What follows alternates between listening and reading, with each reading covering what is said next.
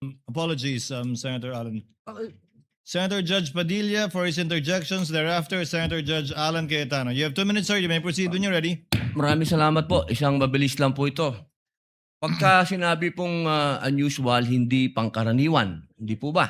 Yes, sir. Kapag sinabing suspicious, ibig sabihin kahinahinala. Opo, sir.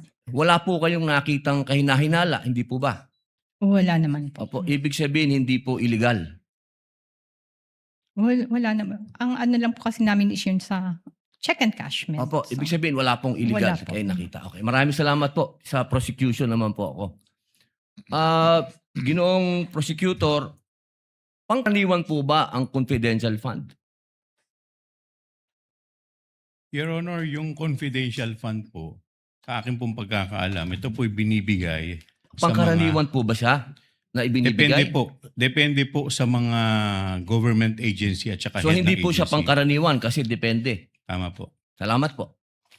Thank you, Senator Judge Padilla.